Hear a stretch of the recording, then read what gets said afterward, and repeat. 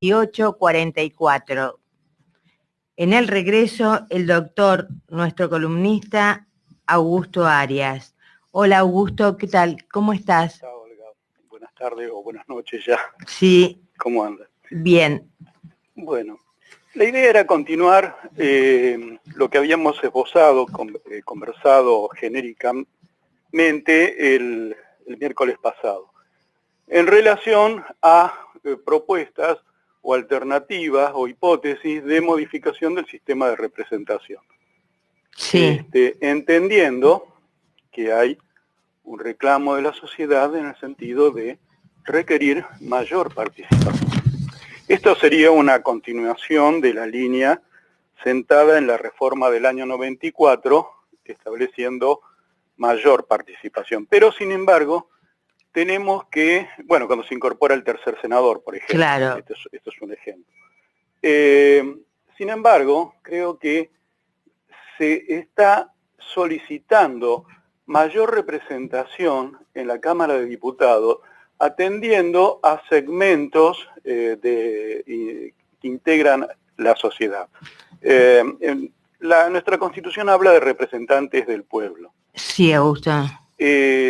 Una hipótesis que se ha manejado siempre en relación a reformas parten de la base de una reforma de la Constitución. En realidad, vos estás de acuerdo, usted está de acuerdo con la necesidad de la reforma, ¿no? Yo estoy de acuerdo con la necesidad de escuchar el pedido de la sociedad de modificar el sistema de representación. Entiendo que no es necesaria una reforma de la Constitución. Bien. Y esto lo podemos analizar en función al articulado de la Constitución. Por lo pronto, hay una cuestión a partir de la cual hacer el análisis. ¿Qué pasa con los partidos políticos? La Constitución en el 94 introduce el artículo 38 y habla de los partidos políticos como instituciones esenciales al sistema democrático, nuestro sistema de gobierno. Y expresamente, y lo voy a leer para que no sea... No sea confuso. No sea, claro, que no haya una interpretación, no, sino que... La letra de la ley. Efectivamente. El segundo párrafo, después de haber dicho en el primer párrafo que los partidos políticos son instituciones fundamentales del sistema democrático, esto es una afirmación, en el segundo párrafo dice, su creación, en la creación de los partidos políticos, y el ejercicio de sus actividades son libres dentro del respeto a esta Constitución, la que garantiza su organización, funcionamiento democrático, representación de las minorías. Y aquí viene el párrafo que nos interesa. La competencia para la postulación de candidatos a cargos públicos electivos. Lo repito, garantiza la Constitución a los partidos la competencia para la postulación de candidatos a cargos electivos. Augusto, decime esto... Pero no dice excluyente, perdón. No, a eso iba, Augusto. ¿Por qué no me decís esto en palabras para que lo entienda el común de la gente? De hacerlo sí, no, bien, ya bien sé. Sencillo, en charla de café. Exacto, bueno, de los que no sabemos nada. La Constitución estableció que los partidos políticos son instituciones esenciales a nuestro sistema de gobierno. Ahora bien, dice que les garantiza la postulación de los candidatos. Es decir, que no se le puede prohibir a los partidos que presenten candidatos.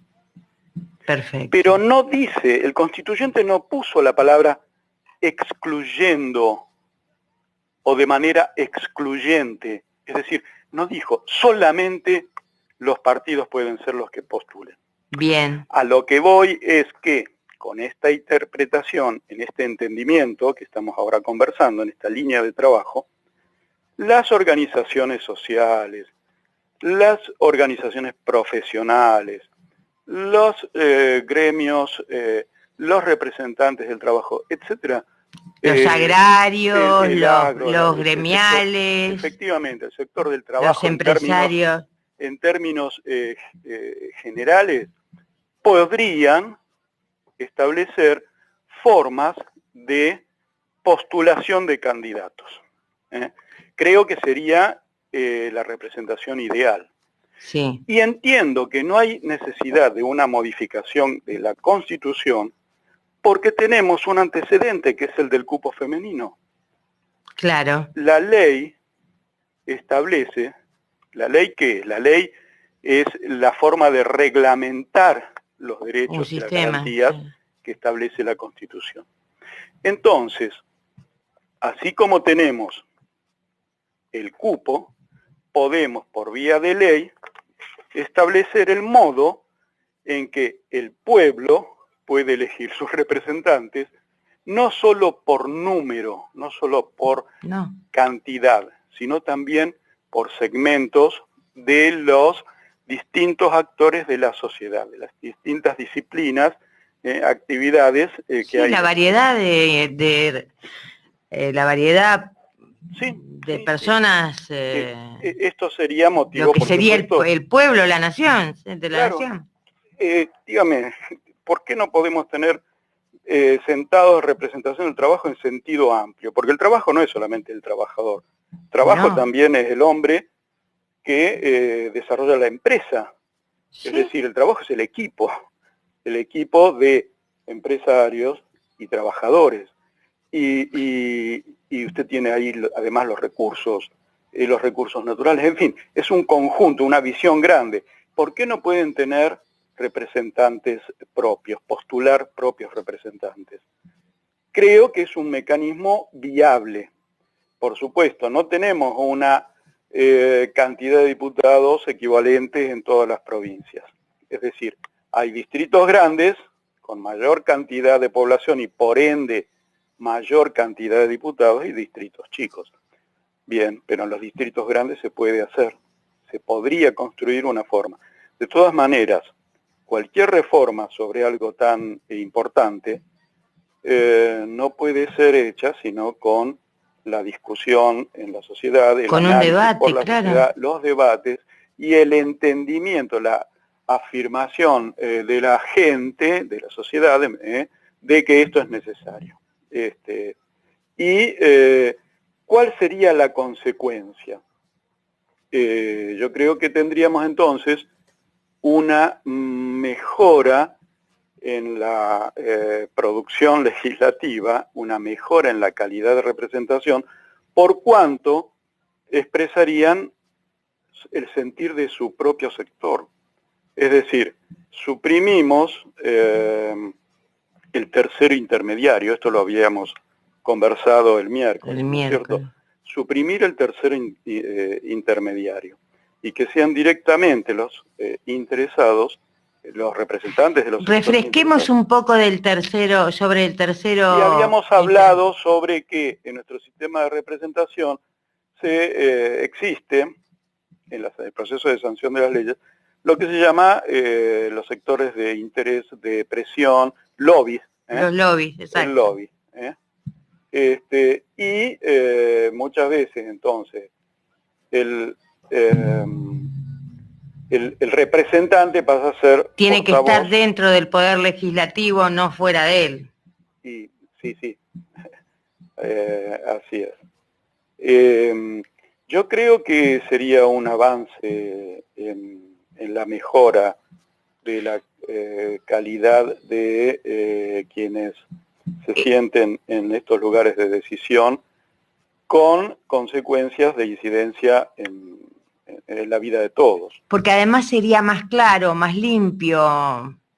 Y yo entiendo que sí, es una forma de postulación diferente. Nosotros tenemos antecedentes en nuestro país, en la Constitución de Chaco del año 49, pero ahí es en la Constitución de la provincia. Sí. Que establece expresamente la mitad de la conformación por número y la mitad por segmentos profesionales. Ah, qué interesante. Bueno, ese es un antecedente poco conocido, es decir que se puede encontrar la vuelta de establecer esta modificación. En lo que a mí respecta, creo que con lo que tenemos en el texto de la Constitución al día de hoy, puede por vía de una ley establecer esta adecuación. Creo que no habría ningún perjuicio y creo que vamos a tener una mejora. Fundamentalmente porque vamos a tener en los cargos a las personas que conocen de lo que vayan a estar desarrollando. Hoy sí, tenemos, profesionales o y lo que sea es, se da técnico. El debate de las cuestiones de interés de la nación en el Congreso. Tiene que ser el lugar donde se discuta y se lleven las propuestas y se debata, no con interés partidario, político partidario, sino con un interés de nación. Sí, de nación, de sociedad, de pertenencia, de pertenencia, de bandera. Pero no de banderías.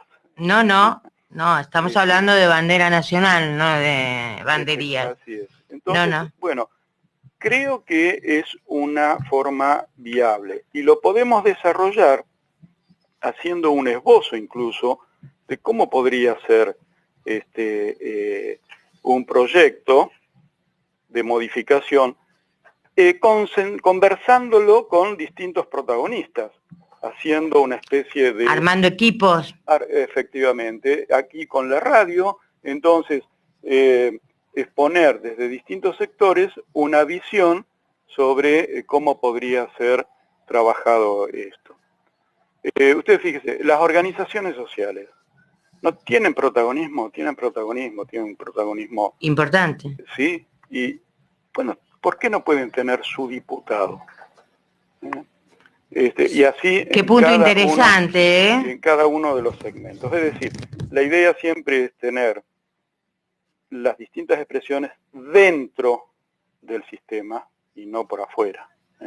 Que la disconformidad no esté circulando por la calle, sino que se produce el debate dentro del Congreso. Esta es la idea. Y en la misma línea, bueno, también tenemos una reforma pendiente que es la judicial. Absolutamente. Ahora se está hablando de del envío por parte del Ejecutivo un proyecto de reforma en la justicia. Estamos hablando con el doctor Augusto Arias. Augusto, perdón que te haya interrumpido, seguir con esto que es muy interesante. Pero esa reforma, tal como se la menciona, y de acuerdo simplemente a la información periodística, ¿no? Sería una reforma procesal.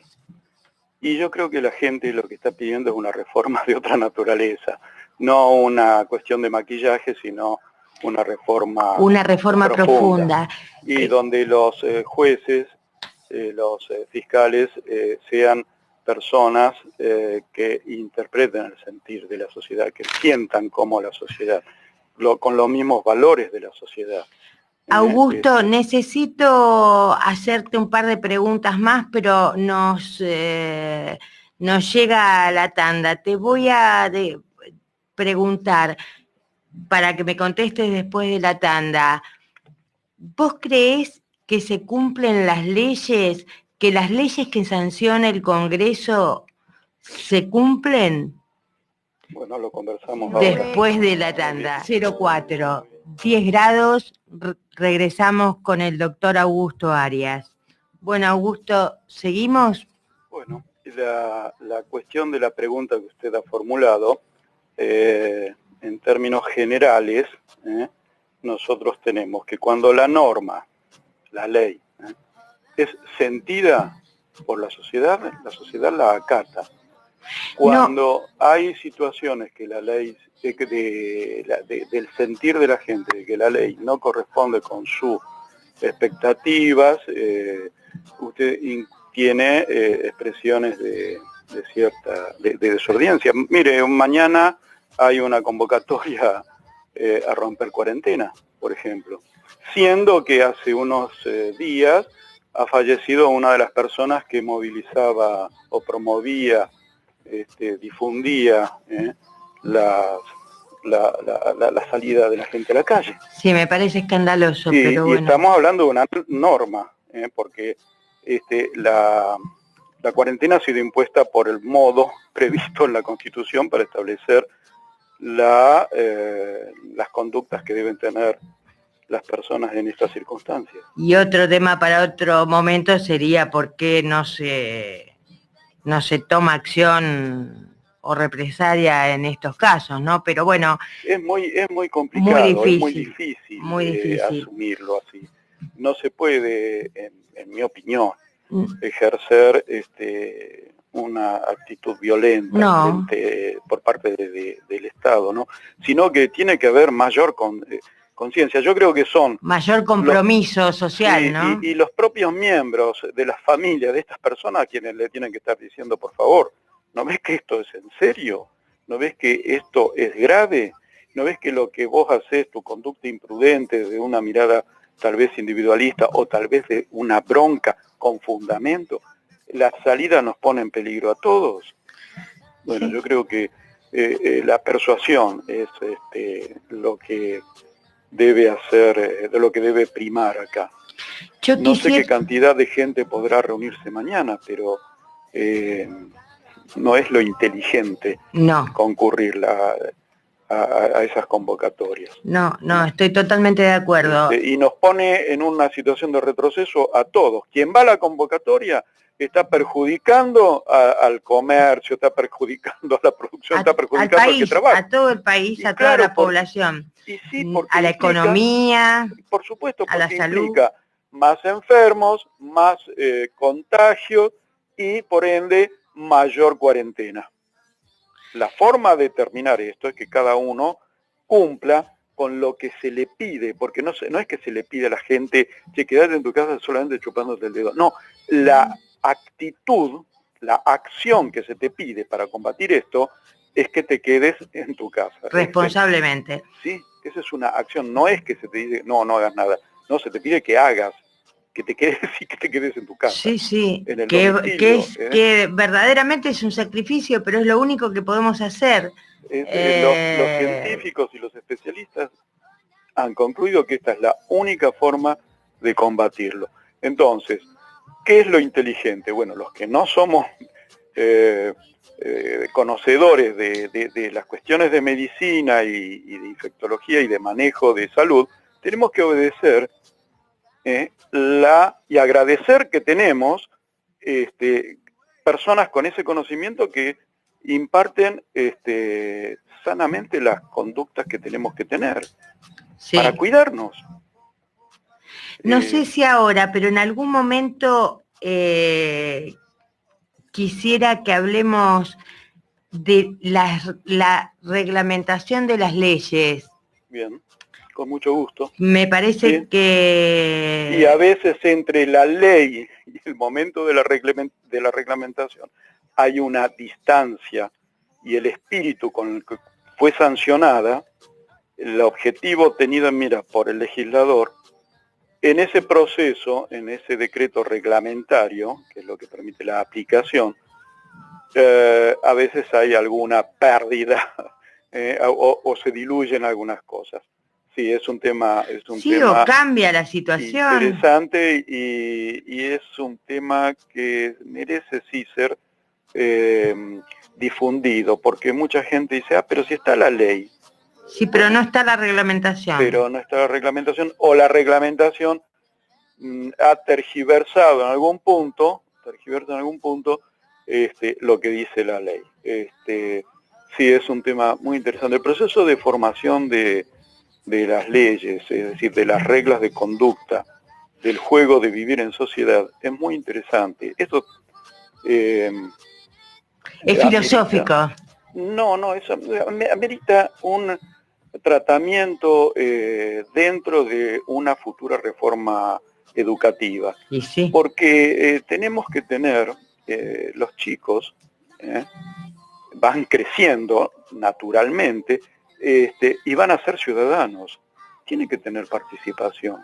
No la participación como youtuber, no. que es, fíjese, que esa es una forma de participación. Es un reclamo de decir, yo quiero ser protagonista. Es interesante la mirada sobre qué pasa con los chicos. ¿Qué quieren? Youtuber. Pero ¿cuántos hay de los chicos que quieren ser protagonistas de la colonización de Marte, por ejemplo? No, claro. Y no es una fantasía. No, para nada. Protagonistas de las transformaciones que se nos pide, que la sociedad está pidiendo sobre la ampliación de la frontera agropecuaria. Por ejemplo, ¿cuántos de los chicos sueñan con incrementar, ser protagonistas en la construcción de los canales necesarios para irrigar y duplicar la producción de la nación? Así es. Ser protagonistas de la vida que ellos van a vivir, porque enseñar que uno es el escritor de nuestro cuento de vida, el autor de nuestra historia. Esto está enmarcado en un tema que vale la pena y es necesario conversarlo. Bueno, después de Malvinas, perdón, es un minutito. Malvinas tuvo una consecuencia muy trascendental sobre posteriores modificaciones que se establecieron en la nación. Todos los partes de guerra de las distintas unidades de los ingleses destacaban el valor, el ánimo, la fiereza, el compromiso con la patria de cada uno de los combatientes. Y estamos hablando de chicos, de hombres de 18 años, sí, enfrentados en inferioridad de condiciones desde el punto de vista técnico, ¿no? del armamentismo y de la logística, con profesionales de la guerra, con hombres de 30 a 35 años. Sí. Ahora, ¿qué se decidió entonces frente a ese espíritu demostrado en esas condiciones? Se resolvió introducir la droga para enfermar la mente de las juventudes a futuro. Bueno, y así estamos. Perdón, y otra cosa, se resolvió modificar el sistema educativo, porque no se olvide que el desarrollo del Exocet que hundió el barco fue producto de los técnicos formados en la educación pública, sí, de excelencia, y entonces tuvieron la inventiva para hacer algo que la inteligencia de la OTAN nunca pudo prever.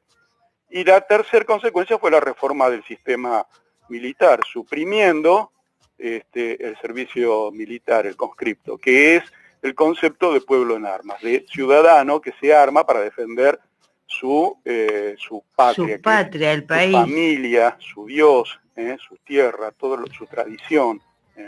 Lo vamos a charlar la semana que viene, Augusto. Yo creo que muy bien, muy bien. Y esperemos que próximamente termine la pandemia. Nosotros que somos respetuosos, acá estoy sola y yo quisiera tener al columnista conmigo para compartir los debates. Ya se va a terminar. Seguramente. Depende de las conductas de cada uno. Y para eso estamos haciéndolo vía telefónica.